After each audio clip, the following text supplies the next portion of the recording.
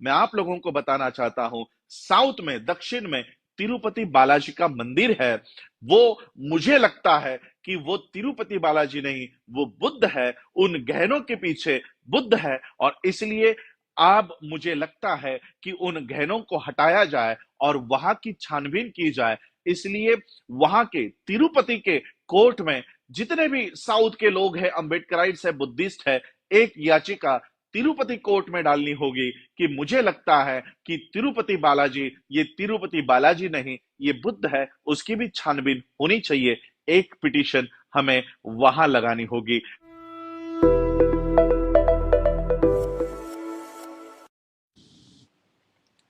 विश्व के सभी मेरे साथियों को राजरत्न अंबेडकर की ओर से जय भीम, नमो बुद्धाय। आज मैं जो विषय आप लोगों के सामने रख रहा हूं वो है ज्ञानव्यापी मस्जिद मंदिर का जो विवाद चल रहा था। उसमें 2 दिन पहले वाराणसी डिस्ट्रिक्ट कोर्ट ने जजमेंट उन्होंने वहां पर दी है, और उन्होंने मुस्लिम पक्ष ने जो विरोध किया था कि ये जो मस्जिद है यहाँ पर पूजा करने से रोका जाए, तो वाराणसी जिला सत्र न्यायालय ने, डिस्ट्रिक्ट कोर्ट ने मुस्लिम पक्ष की जो अर्जी है उसको खारिज करते हुए उन्होंने एक नई जजमेंट वाराणसी कोर्ट ने दी है। तो सबसे पहले मैं वाराणसी कोर्ट का बधाई देना चाहता हूं। हिंदू पक्ष की जो औरतों ने ये पिटीशन डाली थी, मैं हिंदू पक्ष को भी बधाई देना चाहता हूं कि उन्होंने भारत के बौद्धों का एक बहुत बड़ा मसला उन्होंने हल किया है। और वो कैसे हल किया है, और भारत के बौद्धों को किस तरह से इस वाराणसी जिला सत्र न्यायालय के जजमेंट का इस्तेमाल अपने फेवर में करना चाहिए, ये मैं आज आप लोगों को एक 5 मिनट में आप लोगों को समझाना चाहता हूं। देखिए, इस देश में एक कानून बना हुआ है, उस कानून का नाम है the places of worship bracket special provisions act 1991। ये एक्ट कहता है, ये एक्ट इसलिए बनाया गया था कि इस देश में अनेक मंदिरों के ऊपर मुस्लिम इन्वेडर्स का कब्जा हुआ, अनेक मुस्लिम मस्जिदों पर हिंदुओं का कब्जा हुआ।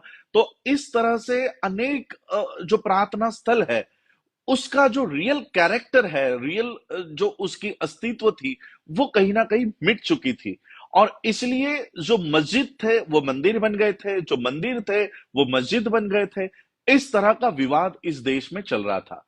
और फिर 1991 में ये एक्ट बना, the places of worship act, special provision act 1991 में। और इस एक्ट में ये कहा गया कि 15 अगस्त 1947, इस देश को जब आजादी प्राप्त हुई, जब ये देश आजाद हुआ, उस दिन जिस वर्शिप प्लेस का, जिस मंदिर का, जिस मस्जिद का जो कैरेक्टर है, जो उसका अस्तित्व है, उस दिन का 15 अगस्त 1947 का वो फ्रीज किया जाएगा। फ्रीज किया जाएगा का मतलब है वही अस्तित्व कायम रहेगा।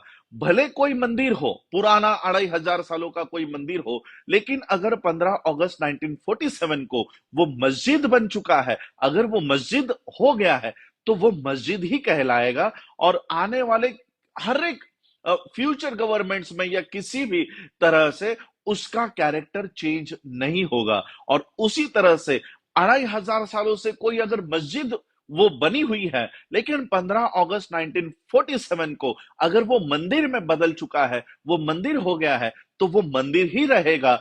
आने वाली कोई भी गवर्नमेंट इसको कभी चेंज नहीं करेगी। इस तरह का ये एक्ट बनाया गया है। इसमें, इस एक्ट में और एक सेक्शन डाला हुआ है, सेक्शन 4 सबसेक्शन 2।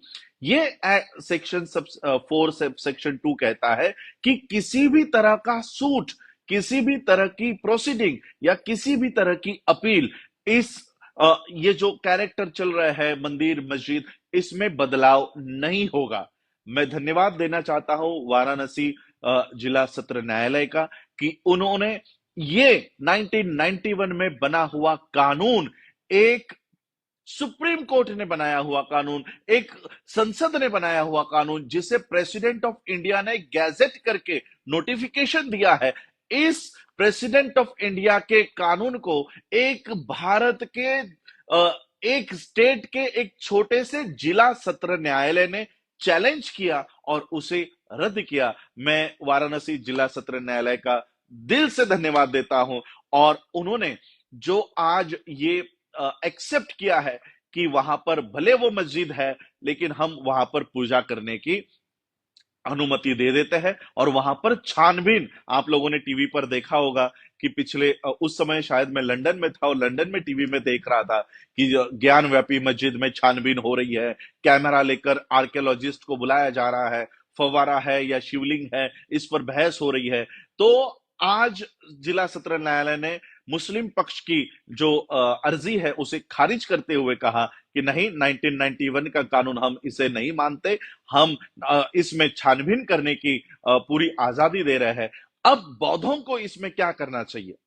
देखिए, अगर किसी मस्जिद में सिर्फ किसी 5 औरतों की आस्था है, या उन्हें लगता है कि वो जो फव्वारा है वो शिवलिंग है, इसलिए जिला सत्र न्यायालय वहां पर छानबीन करने की अनुमति देती है। और वहां पर अगर कल को अगर वो आर्कियोलॉजी डिपार्टमेंट ने कह दिया कि ये शिवलिंग है, तो पिछले कई सालों से जो मस्जिद चली आ रही थी उसे मंदिर में तब्दील किया जा सकता है। उसी तरह से जितने भी बौद्ध मुझे सुन रहे हैं, चाहे वो भारत में हो, भारत के बाहर हो, मैं आप लोगों को बताना चाहता हूं, साउथ में, दक्षिण में तिरुपति बालाजी का मंदिर है। वो, मुझे लगता है कि वो तिरुपति बालाजी नहीं, वो बुद्ध है। उन गहनों के पीछे बुद्ध है, और इसलिए अब मुझे लगता है कि उन गहनों को हटाया जाए और वहां की छानबीन की जाए। इसलिए वहां के तिरुपति के कोर्ट में जितने भी साउथ के लोग हैं, अंबेडकराइट्स है, बुद्धिस्ट है, एक याचिका तिरुपति कोर्ट में डालनी होगी कि मुझे लगता है कि तिरुपति बालाजी, ये तिरुपति बालाजी नहीं, ये बुद्ध है, उसकी भी छानबीन होनी चाहिए। एक पिटीशन हमें वहां लगानी होगी। मैं जिला सत्र न्यायालय वाराणसी का इसलिए स्वागत कर रहा हूं कि उन्होंने भारत के तमाम बौद्धों के रास्ते खोल दिए हैं, क्योंकि आज जो आपके मंदिर है, आपका जगन्नाथपुरी का मंदिर है, आपका तिरुपति बालाजी है, महाराष्ट्र का पंढरपुर है, अब सारे जगहों पर वाराणसी जिला सत्र न्यायालय के इस जजमेंट का इस्तेमाल करते हुए हम ये सारे केसेस सारे मंदिरों के ऊपर डालेंगे कि ये आपका हिंदुओं का मंदिर नहीं, ये बुद्ध का स्थान है, बुद्ध का प्लेस ऑफ वर्शिप है। क्योंकि 1991 के कानून ने हमारे हाथ बांध दिए थे कि 15 अगस्त 1947 को जो स्टेटस है वही स्टेटस कबूल किया जाएगा, इसमें कोई भी बदलाव नहीं होगा। लेकिन वाराणसी जिला सत्र न्यायालय ने 1991 का ये कानून साइड बाय कर दिया है, इस कानून को हटा दिया है, और इस वजह से सारे बौद्धों के दरवाजे खुल गए हैं। अब सारे बौद्धों को इस वाराणसी जिला सत्र न्यायालय के जजमेंट का इस्तेमाल अपने फेवर में करना चाहिए। और मैं हिंदुओं से भी ये प्रार्थना करना चाहता हूं कि हम आपके खिलाफ नहीं है, बल्कि हम तो आपके पक्ष में बात कर रहे हैं। हमारे एक साथी है राहुल शेंडे जी, उनकी मैंने एक पोस्ट पढ़ी और उन्होंने व्यंग करते हुए एक बात लिखी, लेकिन उसमें तथ्य है कि आज जो हिंदू तिरुपति बालाजी में जा रहा है, आज जो हिंदू पंढरपुर में जा रहा है, आज जो हिंदू जगन्नाथपुरी के मंदिरों में जा रहा है, वो तो सामने बुद्ध को भगवान के रूप में पूजा कर रहा है। उसे लग रहा है ये तो कोई हिंदू देवता है। इसलिए हजारों साल से पूजा अर्चा करने के बाद भी हिंदुओं के जो याचना है, जो कामना है, वो पूरी नहीं हो रही, या हिंदुओं की प्रार्थना पूरी नहीं हो रही, क्योंकि वो गलत भगवान के सामने याचना कर रहे हैं। वो असल में तो तथागत है, वो असल में तो बुद्ध है। अब अगर राम को पूज रहे हो और सामने बुद्ध की मूर्ति रखे है, तो आपको राम कैसे प्रसन्न होगा? और इसलिए मैं हिंदुओं के पक्ष में ये बात करना चाह रहा हूं कि आप गलत जगह पर पूजा कर रहे हो, आप गलत जगह पर प्रार्थना कर रहे हो, आप गलत जगह पर भगवान को अर्जी दे रहे हो कि मेरी इस संकट से मुक्ति कराओ। वो कोई भगवान नहीं, वो तो तथागत बुद्ध है, और तथागत बुद्ध कभी आशीर्वाद नहीं देते, कभी किसी को वो क्या कहते हैं, हमारे मराठी में नवस कहते हैं, वो उसको कभी प्रसन्न नहीं होते। तथागत बुद्ध कभी किसी को आशीर्वाद देने का काम नहीं करते, और इसलिए आप गलत जगह पर पूजा कर रहे हो। हिंदुओं को यह समझ जाना चाहिए कि ये तो हमारा मंदिर नहीं है, ये तो हमारे भगवान का मंदिर नहीं है, और इसलिए उनको उस जगह पर जाकर पूजा अर्चा बंद करनी चाहिए, और जहां पर आपका असली भगवान है वहां पर जाकर आपको पूजा करनी चाहिए। और इसलिए ये जो प्रार्थना स्थल आप लोग गलत जगह पर प्रार्थना कर रहे हो, मंदिरों में प्रार्थना कर रहे हो, यह अब बंद करना चाहिए। और इसका असली कैरेक्टर 2500 साल पहले, 2000 साल पहले जो इन प्लेसेस ऑफ वर्शिप का असली कैरेक्टर है, वो कैरेक्टर आज हम लोगों को एस्टैब्लिश करना चाहिए। जितने भी मेरे साउथ के साथी है, मेरे बाकी बुद्धिस्ट सोसाइटी ऑफ इंडिया के जितने भी कमिटीज है, उन सबको मैं ये आज इस वीडियो के माध्यम से बताना चाहता हूं कि जितने भी फैक्ट्स आपको उस मंदिर के बारे में, उसके रियल कैरेक्टर के बारे में एस्टैब्लिश कर सकते हैं, वो सारे ऑन रिकॉर्ड दीजिए। वकील देने का काम मैं करता हूं, सुप्रीम कोर्ट के वकील देने का काम मैं करता हूं, ड्राफ्ट तैयार करने का काम मैं करता हूं, पिटीशन तैयार करने का काम मैं करता हूं। आप लोगों को सिर्फ आप लोगों के डिस्ट्रिक्ट में वहां पर जाकर ये केस वहां पर पुटअप करनी होगी कि ये तिरुपति बालाजी का मंदिर नहीं, ये बुद्ध का विहार है, ये बौद्ध स्थल है। ये याचिका आप लोगों को, सारे बौद्धों को करनी चाहिए। और इसलिए आज मैं वाराणसी जिला सत्र न्यायालय ने जो आदेश दिया है, जो जजमेंट दी है, उस जजमेंट का इस्तेमाल बौद्ध अपने पक्ष में करे, ये बताने के लिए आज मैं आप लोगों के सामने लाइव आया हूं। और इसलिए आज ये जो सारी घटनाएं, the places of worship act, special provision act 1991 को जो वाराणसी डिस्ट्रिक्ट कोर्ट ने उसको खारिज किया है, हटाया है, एक प्रेसिडेंट ने गैजेट देकर बनाया हुआ एक्ट एक छोटा सा जिला सत्र न्यायालय हटाता है, इसका सबसे बड़ा बेनिफिट भारत के बौद्धों को होगा। आज हमारा बौद्ध गया भी ब्राह्मणों के हाथ में फंसा हुआ है। वहां पर कोई ब्राह्मण जाकर लोगों को आह्वान कर रहा है कि यहां पर आकर पितृपक्ष करो, यहां पर आकर मोक्ष के लिए पिंडदान करो। तो इस तरह से हमारे जो बौद्ध गया है, हमारे जो प्रार्थना स्थल है, वहां पर ये लोग कब्जा कर रहे हैं। तो कम से कम उनके कब्जे में हमारे जो प्रार्थना स्थल है, बौद्ध विहार है, उसको छुड़ाने की मुहिम अब हम लोगों को हाथ में लेनी चाहिए। जितने भी एडवोकेट्स, लीगल फर्म के लोग मुझे सुन रहे हैं, सभी लोगों ने अपने अपने जिलों में जहां पर ये मंदिर पड़ते हैं, उन मंदिरों के ऊपर ये याचिका दायर करनी चाहिए। और हम कोई गैर कानूनी मांग नहीं कर रहे हैं। जो वाराणसी जिला सत्र न्यायालय ने ऑलरेडी जजमेंट दी है, अगर वाराणसी जिला सत्र न्यायालय जजमेंट दे सकता है, तो तिरुपति जिला सत्र न्यायालय भी उसको इस बेसिस पे जजमेंट देनी होगी, और तिरुपति में भी इन्वेस्टिगेशन होना चाहिए।